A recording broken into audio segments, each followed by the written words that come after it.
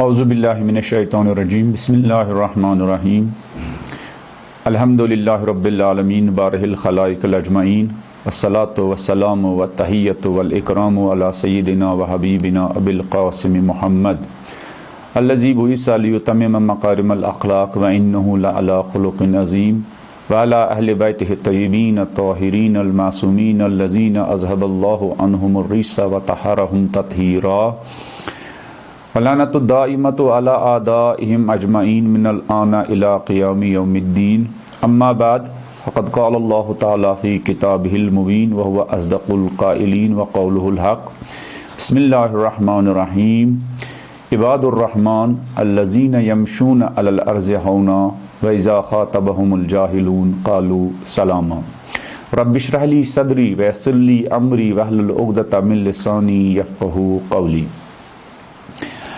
سامعین کرام، خداوند منان آپ سب کی روزوں کو، نمازوں کو، عبادتوں کو، قرآن کی تلاوت کو، صدقات کو اور دوسری اعمال صالحہ کو اپنی بارگاہ میں قبول فرمائے اور ماہ رمضان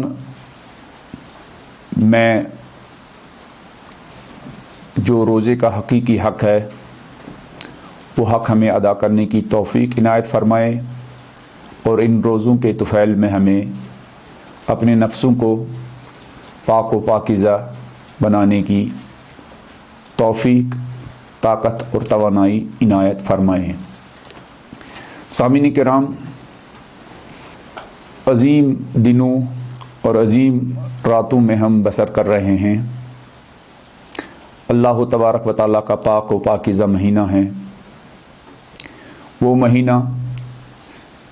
جس کے انتظار میں خالق کے مخصوص بندے تڑپتے تھے، وہ مہینہ جس کو خالق کے مخصوص بندے پرنم آنکھوں کے ساتھ الوداع کرتے تھے۔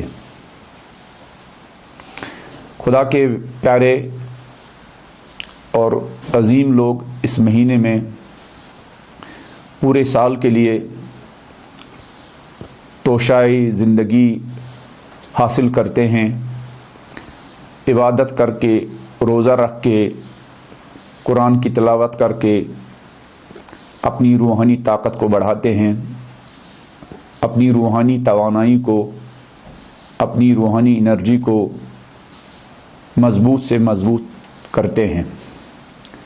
امام خمینی رحمۃ اللہ علیہ کے بارے میں ہیں کہ آپ ماہ مبارک رمضان میں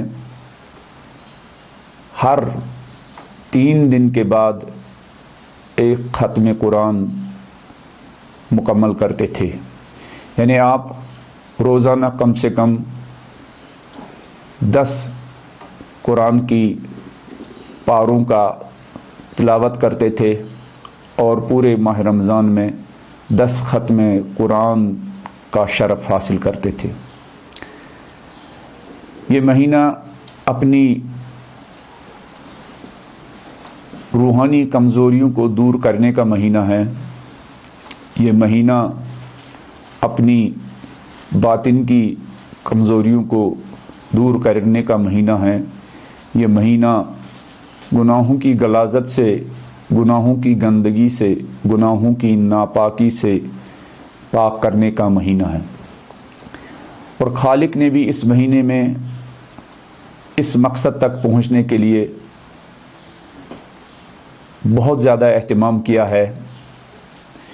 جیسا کہ آپ نے خطبہ شعبانیہ سنا ہوگا علماء کرام سے، جس خطبے میں نبی اکرم حضرت محمد مصطفیٰ صلی اللہ علیہ وآلہ وسلم نے فرمایا کہ انفاسکم فیہ تسبیح، اس مہینے میں روزے دار کا سانس لینا بھی تسبیح پروردگار شمار ہوگا. ونومکم فیہ عبادہ، اور اس روزے کی حالت میں اگر روزے دار سوتا ہے تو وہ سونا بھی عبادت شمار ہوگا. خطبہ شعبانی میں نبی اکرم نے یہ تک فرمایا کہ اگر اس ماہ مبارک رمضان میں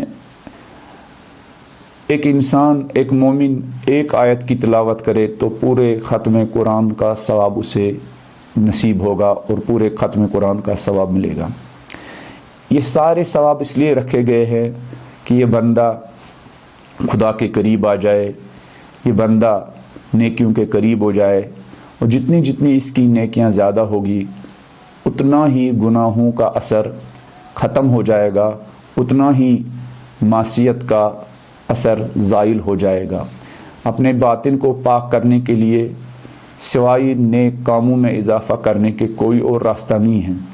گناہوں نے جو ہمارے باطن پر، ہماری روح پر، ہمارے نفس پر جو اثرات چھوڑے ہیں، منفی اثرات چھوڑے ہیں، جو ہمارے باطن کو تاریک کیا ہے، اس تاریکی کو دور کرنے کا ذریعہ اور وسیلہ یہ ہے کہ ہم جتنا ہو سکے نیکیوں میں اضافہ کر سکیں، قرآن کی تلاوت کر سکے، قرآن کی زیادہ سے زیادہ تلاوت کریں تاکہ ہم اپنے باطن کو پاک و پاکیزہ کر سکیں. سامعین محترم، اس یہ جو پروگرام ہے، ہمارا جو موضوع گفتگو رہے گا وہ سورہ فرقان کی آیات 63 سے لے کر 77 تک، جس میں خالق اپنے بندوں کی، مخصوص بندوں کی 12 کوالٹیز اور 12 صفات اور 12 خصوصیات بیان کرتا ہے. انشاءاللہ ہم ان آیات کے بارے میں گفتگو کریں گے، ان کی تھوڑی بہت وضاحت کریں گے اور کوشش کریں گے انشاءاللہ ان کوالٹیز کی جھلک اپنے اندر پیدا کرے تاکہ ہم بھی خدا کے ان مخصوص بندوں میں شامل ہونے کا شرف حاصل کر سکیں. سورہ فرقان میں آیت نمبر 63 سے آیت نمبر 77 تک خدا اپنے مخصوص بندوں کی کوالٹیز بیان کر رہا ہے. ارشاد ہوتا ہے وَعِبَادُ الرحمن الَّذِينَ يَمْشُونَ عَلَى الْأَرْضِ هَوْنًا، خدا کے بندے، خدا کے مخصوص بندے، خدا کے ممتاز بندے، خدا کے اعلیٰ مرتبہ بندے، یمشون علی الارض ہونا، زمین پر نرمی کے ساتھ، انکساری کے ساتھ، تواضع کے ساتھ چلتے ہیں.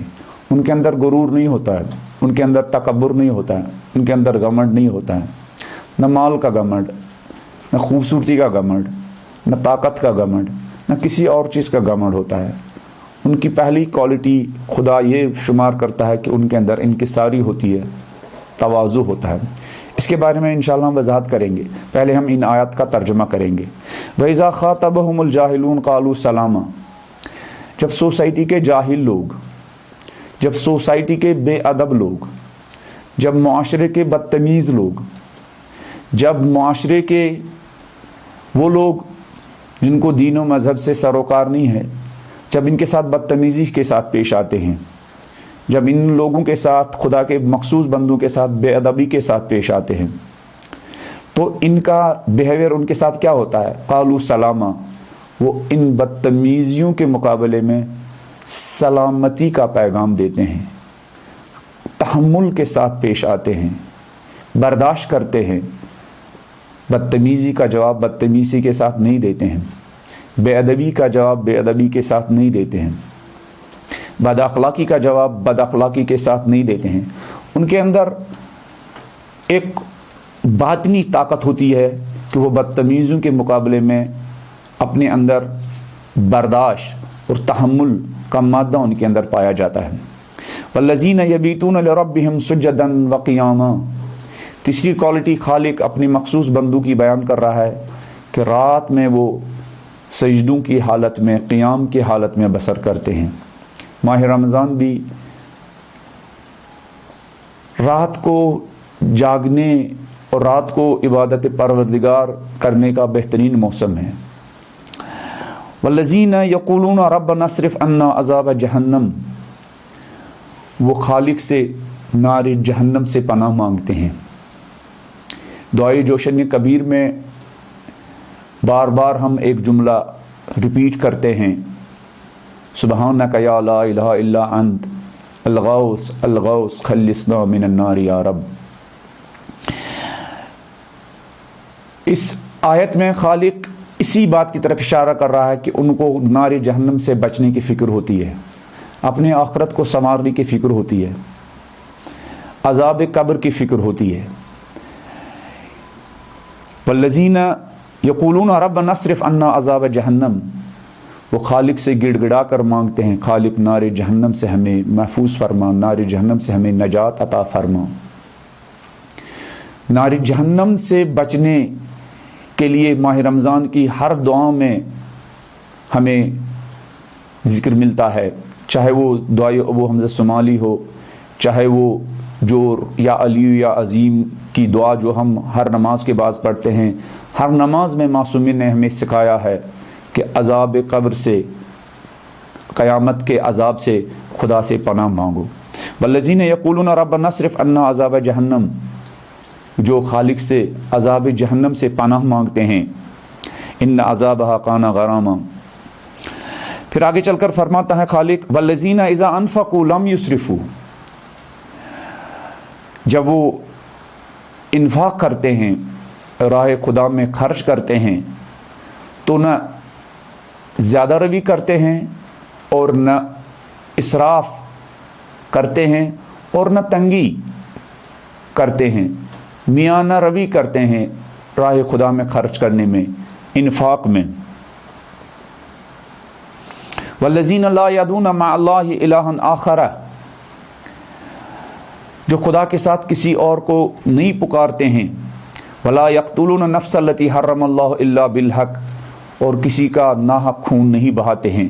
ولا یزنون، وہ زنا جیسی بری صفت میں گرفتار نہیں ہوتے ہیں، زنا نہیں کرتے ہیں۔ ومن یفعل ذلک یلقى اثاما،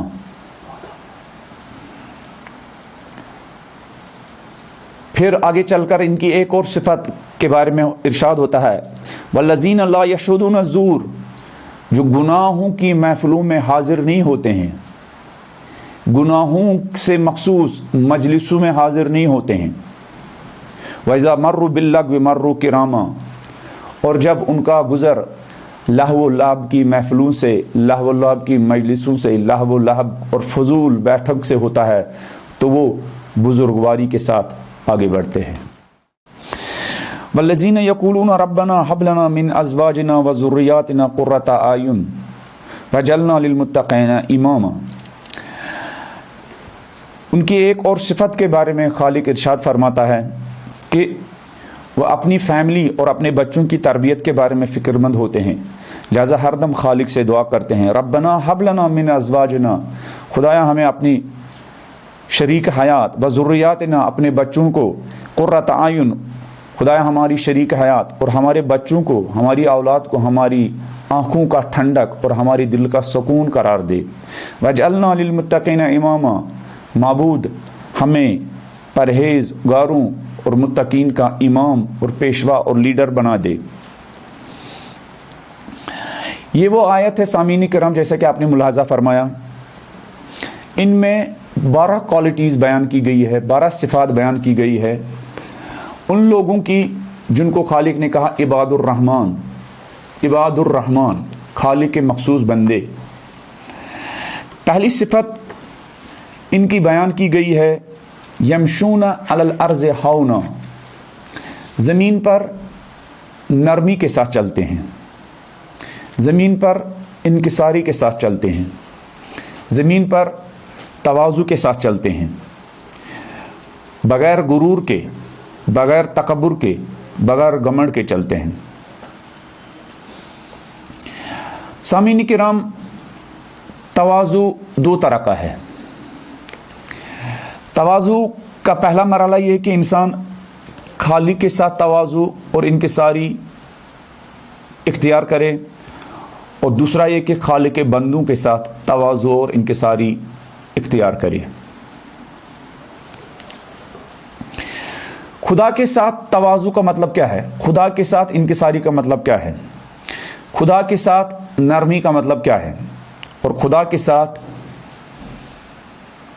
عاجزی کا مطلب کیا ہے؟ خدا کے ساتھ عاجزی اور تواضع کا مطلب یہ ہے کہ انسان خدا کے احکام کے مقابلے میں سر تسلیم خم کرے، خدا کے احکام کے مقابلے میں سراپا انسان تسلیم ہو جائے، خدا کے احکام کے مقابلے میں اور خدا کے دستور کے مقابلے میں انسان کسی طرح کا چون چرا نہ کرے، اور خدا کے تمام احکامات کی اطاعت اور خضوع اور خشوع کے ساتھ ان کو بجا لائے،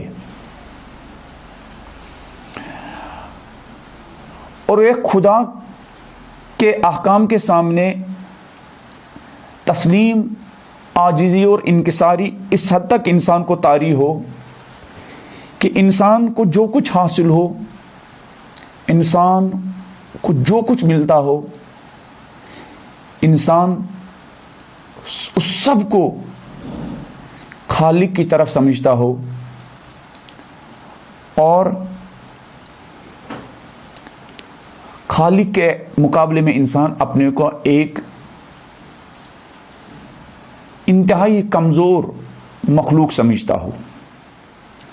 نبی اکرم حضرت محمد مصطفیٰ صلی اللہ علیہ وآلہ وسلم کے بارے میں ہے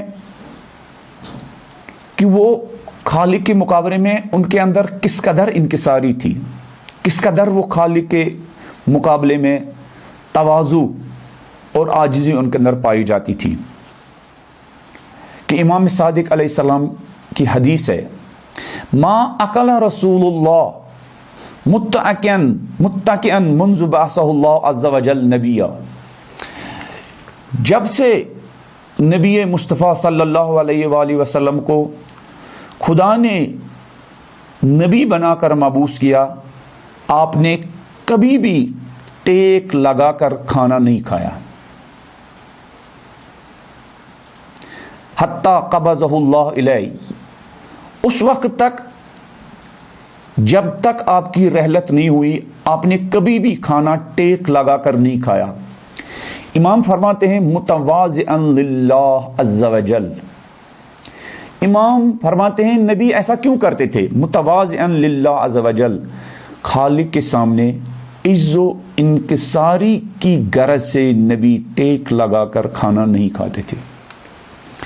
اس قدر نبی مصطفیٰ صلی اللہ علیہ وآلہ وسلم خالق کے مقابلے میں عاجزی اور انکساری کے ساتھ پیش آتے تھے، اس قدر خالق کے مقابلے میں عز و انکساری کا اظہار کرتے تھے، یہاں تک کہ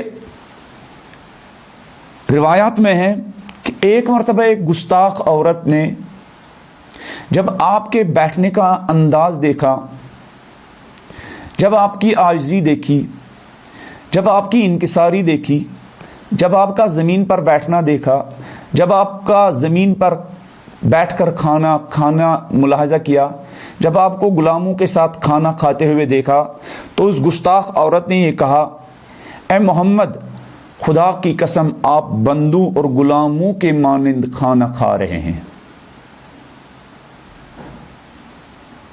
اے محمد، آپ غلاموں اور بندوں کے مانند کھانا کھا رہے ہیں اور ان کے مانند پی رہے ہیں، آپ کی روش اور آپ کا انداز بادشاہوں اور حکمرانوں کی طرح نہیں ہے۔ عام لوگوں کی تھنکنگ اور سوچ یہ ہوتی ہے کہ پیغمبر بادشاہوں کا جیسا ہونا چاہیے، تو پیغمبر نے اس عورت کے مقابلے میں جو ریاکشن دکھایا وہ یہ ہے، فرمایا وائحک، وایو تم پر، ایو عبدن عبد منی، وایو تم پر، مجھ سے بڑا بندہ کون ہے، مجھ سے بڑا غلام کون ہے؟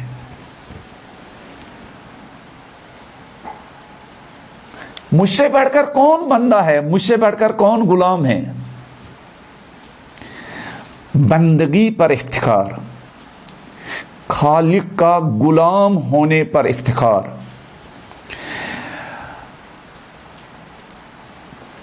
یہی سیرت، یہی عجز و انکساری اہل بیت علیہم السلام کی ہر فرد میں دیکھی جاتی ہے۔ وہ خالق کے مقابلے میں ہر دم عجز و انکساری کا اظہار کرتے تھے، ہر دم عجز و انکساری کا مظاہرہ کرتے تھے۔ امام علی علیہ السلام کے بارے میں کہ آپ مشہور ہیں، آپ کثرت کے ساتھ فقیر ہوں، مسکین ہوں، لاچار ہوں، غریب ہوں، بے سہاروں کو مال دیتے تھے، انفاق کرتے تھے۔ ایک شخص نے اعتراض کیا، آپ اس قدر کیوں صدقہ دیتے ہیں؟ آپ اپنے لیے کچھ کیوں نہیں بچاتے ہیں؟ تو مولا علی علیہ السلام نے جواب دیا، خدا کی قسم اگر مجھے معلوم ہوتا خدا نے میرے انجام دیے ہوئے کسی عمل کو قبول کر لیا ہے تو میں اس افراد کے ساتھ خرچ نہیں کرتا، میں اس زیادتی کے ساتھ خرچ نہیں کرتا، مگر مجھے نہیں معلوم میرے اعمال بارگاہ الہی میں قبول ہوئے یا نہیں۔ عاجزی، انکساری، یہ نہیں کہ بس میں نے بہت سارے اعمال انجام دیے بس۔ خدا کے بندے جتنی زیادہ خالق کی عبادت کرتے ہیں، جتنا زیادہ نیک کام کرتے ہیں، اسی قدر ان کے اندر عجز و انکساری و تواضع ان کے اندر پایا جاتا ہے۔ تو تواضع اور عجز و انکساری کا پہلا مرحلہ کہ خالق کے مقابلے میں عجز و انکساری ہے۔ خالق کی عنایتوں کے مقابلے میں، خالق کی عظمت کے مقابلے میں عجز و انکساری۔ یہ جتنی دعائیں ہیں، جب ان دعاؤں کو ہم ملاحظہ کرتے ہیں، معصومین نے ان دعاؤں میں کس بہترین انداز میں اپنے عجز و انکساری کا اظہار کیا ہے۔ دعائے کمیل ہو، دعائے بہمز سمالی ہو، مولا حسین علیہ السلام کی دعائے عرفہ ہو، یا دیگر دعائیں ہوں، اہل بیت علیہ السلام نے خالق کے مقابلے میں کس قدر عجز و انکساری کا اظہار کیا ہے۔ اور خالق کے مقابلے میں عجز و انکساری ہی بندگی کا راز ہے۔ خالق کے مقابلے میں اپنے کو پست، اپنے کو کمزور سمجھنا ہی انسان کے لیے بلندی ہے، انسان کے لیے ایک عظمت ہے، انسان کا کمال ہے۔ اس لیے ہم دیکھتے ہیں جب ہم نبی مصطفیٰ صلی اللہ علیہ وآلہ وسلم کی تشہد میں گواہی دیتے ہیں تو ہم رسالت سے پہلے اپنے نبی کی عبدیت کی گواہی دیتے ہیں، اشہد ان محمدا عبدہ و رسولہ، کہ میں وہ گواہی دیتا ہوں محمد خدا کے بندے ہیں اور اس کے رسول ہیں۔ عبدیت ہی انسان کو رسالت کے مرحلے تک پہنچاتی ہے۔ عبدیت ہی کے ذریعے انسان خدا کی رسالت اور بندوں کی رہبری اور رہنمائی کے لائق بنتا ہے۔ تو یہ تو تواضع کا پہلا مرحلہ ہے کہ خالق کے مقابلے میں تواضع۔ ایک دو جملے میں امام زین العابدین کے صحیفہ سجادے سے نقل کرتا ہوں۔ امام زین العابدین صحیفہ سجادی کی ایک دعا میں نقل کرتے ہیں، یا غنی الاغنیاء، اے ہر غنی سے غنی، اے ہر بے نیاز سے بے نیاز، نحن عبادک بین یدیک، ہم تیرے بندے آپ کے سامنے ہیں، وانا افقر الفقراء، معبود میں فقیر ہوں، میں سب سے بڑا فقیر ہوں، اے بے نیاز خدا، اے سب سے بے نیاز خدا، نحن عبادک بین یدیک، ہم تیرے بندے تیرے حضور میں، تیری بارگاہ میں ہمارا حال یہ ہے. وانا افقر الفقراء، امام فرماتے ہیں معبود میں فقیروں میں سب سے زیادہ فقیر، محتاجوں میں سب سے زیادہ محتاج، ضرورت مندوں میں سب سے زیادہ ضرورت مند. وانا افقر الفقراء الیک فاجبر فاقتنا بوسعک، معبود اپنے وسعت سے ہماری تنگ دستی کو دور فرما. امام بارگاہ خداوندی میں اپنی عجز و انکساری کا اظہار کر رہے ہیں، تواضع. دعائے ابو حمزہ شمالی میں امام، جو دعائے ابو حمزہ شمالی صبح و شام آپ تلاوت کرتے ہوں گے، خدا مغفرت فرمائے ماں باپ کی جنہوں نے آپ کو اور ہمیں تربیت کی ہے، ان عظیم دعاؤں کی تلاوت کی. خدا مغفرت فرمائے ان ہمارے معلمین کی جنہوں نے ہمیں قرآن اور ان دعاؤں کو تلاوت کرنا سکھایا ہے. اگر وہ اس دنیا سے جا چکے، خدا ان کی مغفرت فرمائے.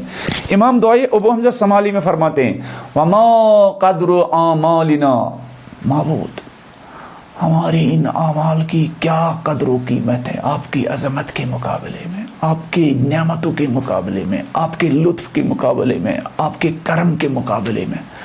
معبود تیرا کرم اتنا زیادہ ہے، معبود تیرا لطف اتنا زیادہ ہے، معبود تیرا دیا ہوا اتنا زیادہ ہے، ہم آپ کے نعمتوں کے اندر اتنے گرے ہوئے ہیں. معبود ان نعمتوں کے مقابلے میں ہمارے اعمال کی کیا قدر و قیمت ہے. اما قدر اعمالنا، ہماری اعمال کی کیا قدر و قیمت ہے آپ کی نعمتوں کے مقابلے میں، آپ کا جو دیا ہوا ہے اس کے مقابلے میں ہمارے اعمال کی کوئی قدر و قیمت نہیں ہے. خالق کے مقابلے میں یمشون علی الارض ہونا، پہلی صفت جن کے اندر تواضع پایا جاتا ہے، عجز و انکساری پائی جاتی ہے، اور سب سے پہلے جس کے مقابلے میں عجز و انکساری خدا کے مخصوص بندوں کے اندر پائی جاتی ہے، وہ خالق کے مقابلے میں عجز و انکساری، اپنے مالک کے مقابلے میں عجز و انکساری. اور پھر تواضع اور عجز و انکساری کی دوسری قسم جو خدا کے مخصوص بندوں کے اندر پائی جاتی ہے، وہ دوسری قسم خدا کے مخلوقات کے ساتھ عجز و انکساری، خدا کے مخلوقات کے مقابلے میں تواضع، خدا کے مخلوقات کے مقابلے میں بندگان خدا کے مقابلے میں تواضع، انکساری اور عاجزی، والدین کے ساتھ عجز و انکساری، ہمسایہ دوست رشتہ داروں اور عام لوگوں کے ساتھ عجز و انکساری. یہ بھی معصومین علیہ السلام، نبی رحمت حضرت محمد مصطفیٰ صلی اللہ علیہ وآلہ وسلم کہ وہ خالق کے ساتھ بھی عجز و انکساری کے ساتھ پیش آتے تھے، اور خالق کے بندوں کے ساتھ بھی عجز و انکساری کے ساتھ پیش آتے تھے.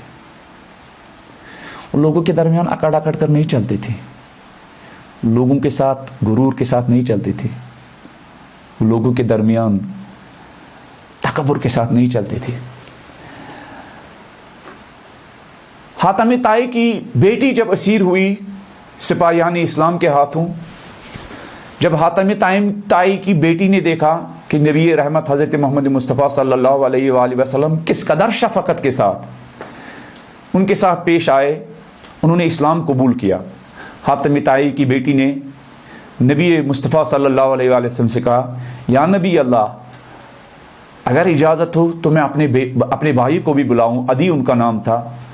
وہ غلط پروپیگنڈے کی وجہ سے مدینے سے انہوں نے فرار کیا ہے، اگر اجازت ہو میں ان کو بلاؤں. تو وہ حاتم طائی کا بیٹا ان کو خط لکھا، بہن نے کہا، بھائی تو جو غلط پروپیگنڈے کی وجہ سے دور بھاگا ہے، نبی کے بارے میں جو تو نے سنا ہے، محمد کے بارے میں جو تو نے سنا، ایسا کچھ نہیں ہے. آ جاؤ، تم نبی کے پاس آؤ گے تو وہ پیار ملے گا، وہ محبت ملے گی جو محبت ماں باپ سے تم نے نہیں دیکھی ہوگی.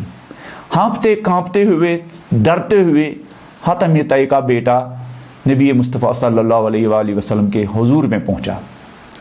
حاتم طائی کے بیٹے کا کہنا ہے جب میں پوچھتے پوچھتے نبی کے بزم میں حاضر ہوا، وہاں گول دائرے میں لوگ بیٹھے ہوئے تھے اور مجھے یہ معلوم نہیں پڑ رہا تھا کہ ان میں محمد کون ہے۔ مجھے پوچھنا پڑا من محمد، ان میں محمد کون ہے؟ تو مجھے اشارہ کر کے بتایا گیا فلان شخص محمد مصطفیٰ صلی اللہ علیہ وآلہ وسلم ہے۔ حاتم طائی کے بیٹے کا کہنا ہے جب میں نبی مصطفیٰ کے پاس گیا تو نبی میرے استقبال کے لیے کھڑے ہو گئے، مجھے گلے لگایا، مجھے چوما، مجھے احترام دیا، مجھے ریسپیکٹ دیا، اتنا ریسپیکٹ دیا کہ آج تک میں نے اتنا ریسپیکٹ نہیں دیکھا تھا، میں اتنا پیار دیا میں نے آج تک وہ پیار نہیں دیکھا تھا، اتنا مجھے عزت دی آج تک مجھے کسی نے وہ عزت نہیں دی تھی۔ حاتم طائی کے بیٹے کا کہنا ہے پھر جب نبی نے اپنے اصحاب کے ساتھ گفتگو ختم کی، اپنی اصحاب کے ساتھ گفتگو مکمل کی، نبی صلی اللہ علیہ وآلہ وسلم نے میرا ہاتھ تھاما اور کہا چلو عدی میرے گل چلتے ہیں۔ بندگان خدا کے ساتھ تواضع، بندگان خدا کے ساتھ عجز و انکساری۔ حاتم طائی کے بیٹے کا کہنا ہے جب ہم نبی کے گھر کی طرف آ رہے تھے تو ایک مرتبہ پیچھے سے آواز آئی یا محمد۔ نبی نے پیچھے مڑ کر دیکھا، ایک بوڑھیا تھی، ایک ضعیفہ تھی، ایک کمزور خاتون تھی۔ حاتم طائی کے بیٹے کا کہنا ہے کہ جب اس بوڑھیا نے آواز دی، نبی نے اس بوڑھیا کی طرف رخ کیا، اس کے پاس گئے، سر جھکا کر کچھ دیر تک غلاموں کی طرح، نوکر کی طرح، خادم کی طرح اس بوڑھیا کی جو باتیں تھیں وہ نبی محمد مصطفیٰ صلی اللہ علیہ وآلہ وسلم سن رہے تھے۔ حاتم طائی کے بیٹے کا کہنا ہے ایسا لگ رہا تھا کہ وہ عورت آقا ہے اور ہمارے پیارے نبی ان کے غلام، اس قدر عجز و انکساری۔ پھر حاتم طائی کے بیٹے کا کہنا ہے دور سے جب میں نے دیکھا نبی جب نبی اس بڑھیا کے مقابلے میں کس قدر عجز و انکساری کے ساتھ سر جھکا کر اس کے باتیں سن رہے ہیں، میرے دل نے کہا یہ محمد بادشاہ نہیں ہے، ان کا طرز زندگی بادشاہوں جیسا نہیں ہے، ان کا چال ڈال بادشاہوں جیسا نہیں ہے، ان کا لائف سٹائل بادشاہوں جیسا نہیں ہے۔ بادشاہ سڑک پر لوگوں کی نہیں سنتے ہیں، بادشاہ سڑک پر اس عاجزی کے ساتھ، انکساری کے ساتھ لوگوں کی باتیں نہیں سنتے ہیں۔ بندگان خدا کے مقابلے میں عجز و انکساری۔ پھر حاتم طائی کے بیٹے کا کہنا ہے پھر ہم جب نبی کے گھر پہنچے وہاں نیچے بچھانے کے لیے کچھ نہیں تھا۔ نبی نے اپنی ابا نیچے بچھائی، مجھ سے کہا عدی تم مہمان ہو، میں میزبان ہوں، آؤ اس ابا پر بیٹھو۔